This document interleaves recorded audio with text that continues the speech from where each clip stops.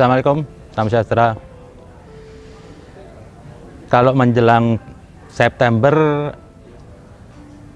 dijadikan isu G30 SPKI atau PKI-nya sudah almarhum.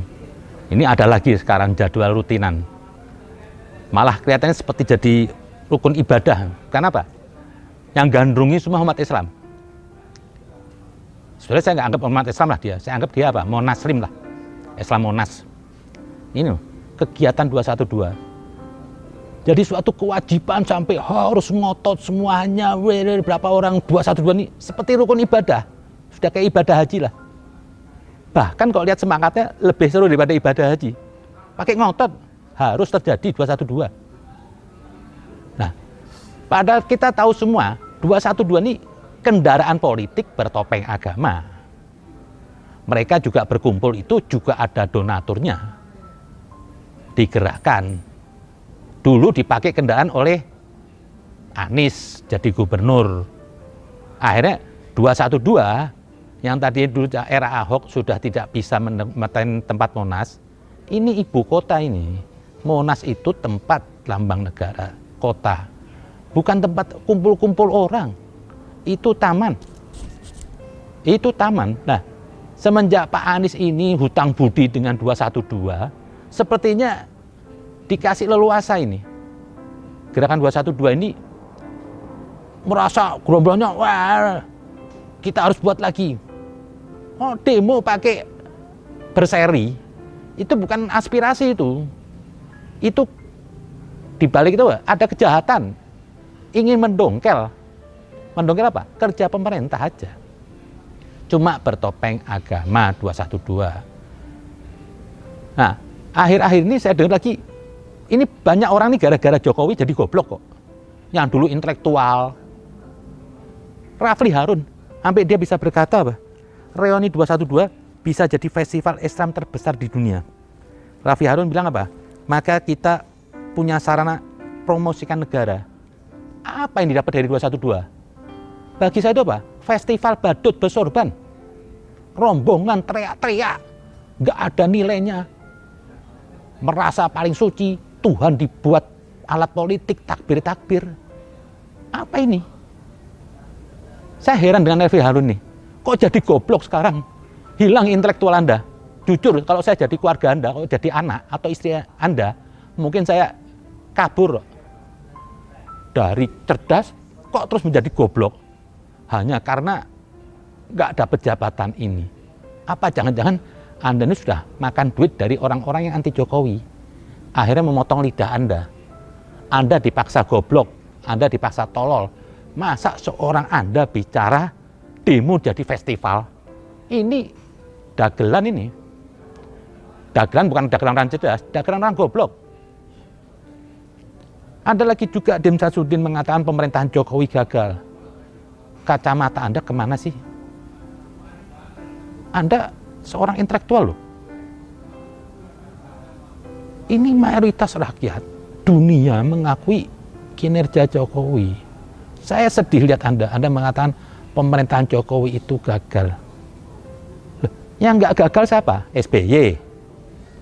Hah? Yang lainnya? Cobalah Pak Din.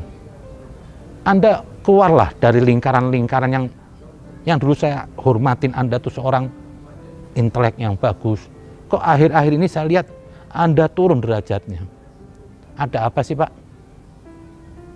Juga si Rafli Harun nih. Dulu saya bangga loh sama dia. Kecerdasan, kemampuan bicaranya. Kok sekarang jadi ngedrop? Masa sampai Anda membela 212?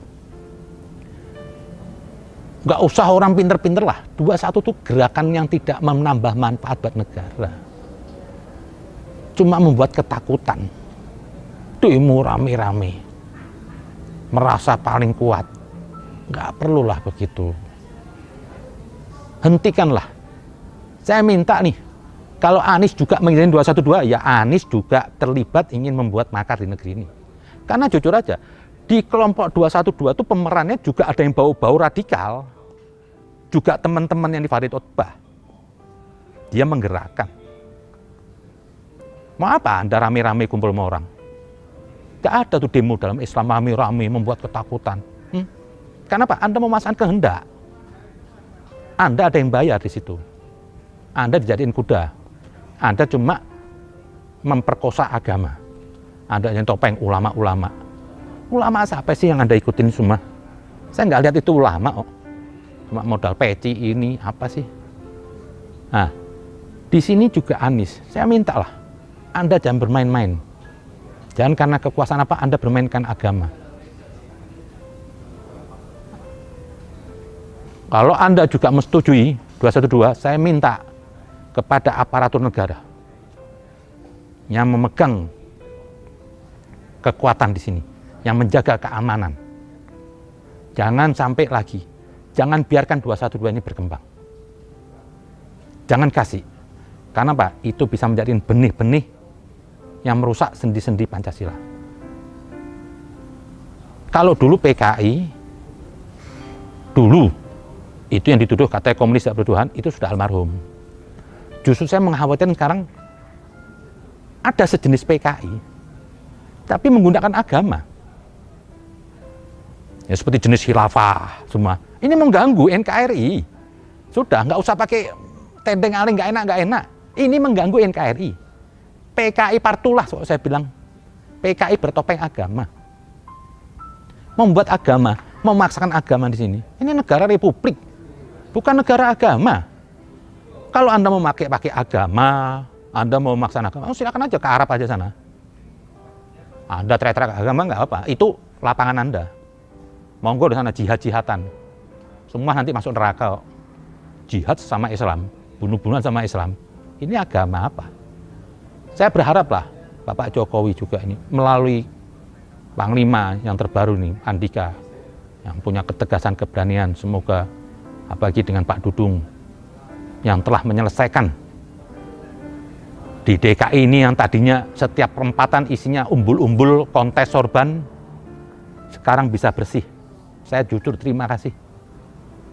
Dulu kalau saya lewat Kalibata, Cilitan, itu tiap perempatan pasti umbul-umbul model sorban. Acara apa?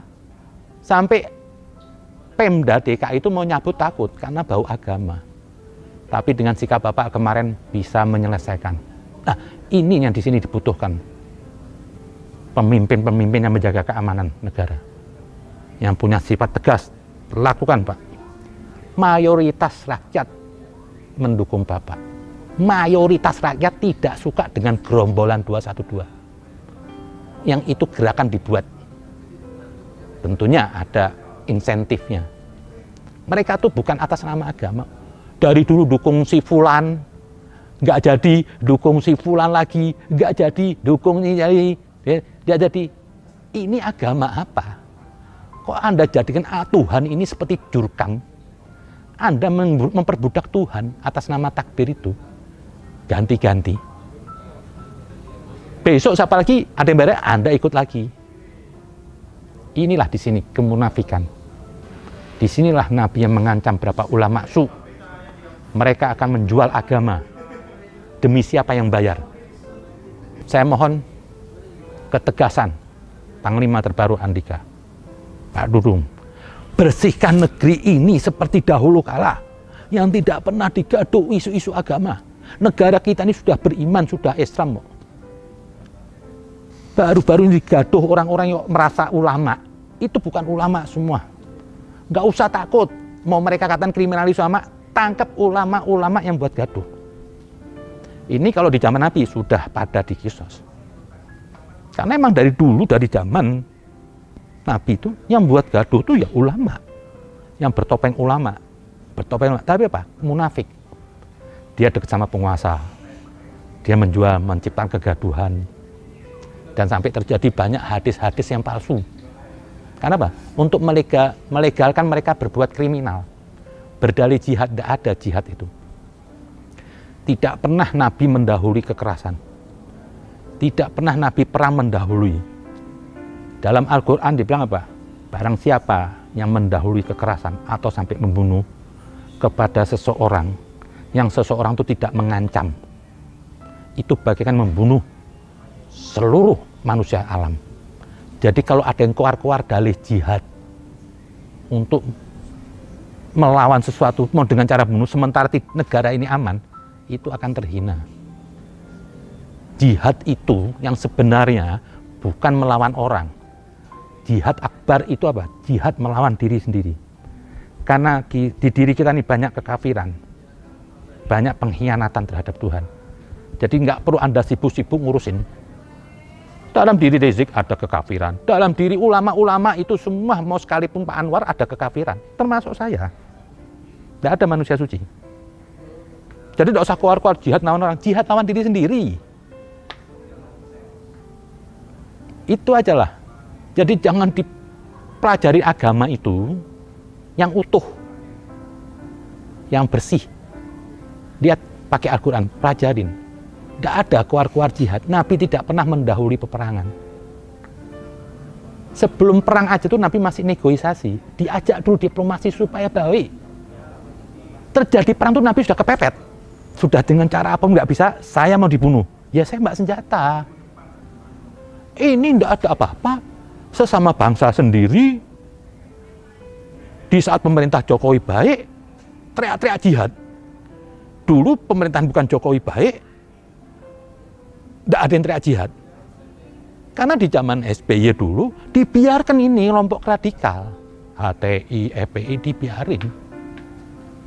Dia cuma mikir keluarga dan partainya aja. Lah Jokowi ini tegas. Ini baru Presiden Indonesia.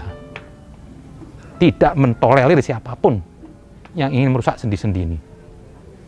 Kembali, saya berharap keberadaan Jenderal Andika dan Pak Dudung dan jajaran lainnya dari Angkatan Laut, Angkatan Udara, hentikan negeri ini dari konflik agama. Kembalikan seperti dahulu kala, tidak pernah ada isu agama, tidak ada ribut agama, tidak ada ulama. Kalau mau lihat ulama itu, ulama NU, Muhammadiyah. Kalau mau lihat Habib itu, Habib Lutfi, Gure Shihab, dan yang lainnya. Yang ini mereka ini 219 bukan ulama. Dia ulama su. Dia justru meludahi Rasulullah. Justru dia menghinakan Tuhan. Dengan tingkah laku dia tuh, sama aja dia meludahi Nabi. Dengan cara yang tidak pernah dilakukan Nabi. Dengan cara kasar. Mendukung tokoh ini, mendukung tokoh ini. Hanya cuma kebencian aja. Kalau terus Anda begini, suatu saat akan datang balat Anda semuanya. Anda telah menghinakan Nabi, merusak Islam. Semoga negeri ini lebih baik, tidak ada lagi konflik agama. Capek juga kalau terus bicara agama, terus nggak ada habis-habisnya. Yang tidak menghasilkan apapun, sementara negara lain membangun. Menciptakan, bantu Jokowi. Setelah bekerja di mana, lihat. Setiap hari itu ada kekaguman dibangun negeri ini. Dari Papua ke Mandalika, sampai tiada hari saya tidak melihat keajaiban yang keluar dari Jokowi. Diresmikan, ini pemimpin baik. Kenapa dirongrong? Buat apa sih duit Anda terima dari orang penguasa-penguasa yang nggak suka sama Jokowi? Nggak jadikan Anda kaya. Tapi Anda akan dihisap sampai apapun. Jangan main-main sama negara. Ada 270 juta nyawa Indonesia. Kalau Anda berkhianat, Anda ada niat busuk, Anda akan dikutuk oleh 270 juta nyawa Indonesia. Ini bukan main-main. Kalau Anda tidak kena bala, besok anak istri Anda yang kena. Hukum menyakiti manusia, ada karma di dunia. Pokoknya saya berharap negeri ini selesailah dengan adanya Pak Jenderal Andika dan Pak Dudung, ada Densus 88, clear negeri ini dari konflik isu agama yang tidak menyenangkan dan teroris-teroris. Dan saya mintalah orang yang sudah terlibat kecenderungan ingin menjadi teroris, umat-umat 212, kembalilah ke NKRI, kembalilah baik. Ayo kita sama-sama bangun supaya nanti generasi ke depan, anak cucu kita, generasi kita tidak hidup merana, menangis, ketertinggalan dari negara-negara lain. Kita buat maju negeri ini. Semoga Tuhan merahmati, syafaat Rasul, Tuhan memberkati semuanya, bangsa Indonesia. Terima kasih. Assalamualaikum warahmatullahi wabarakatuh.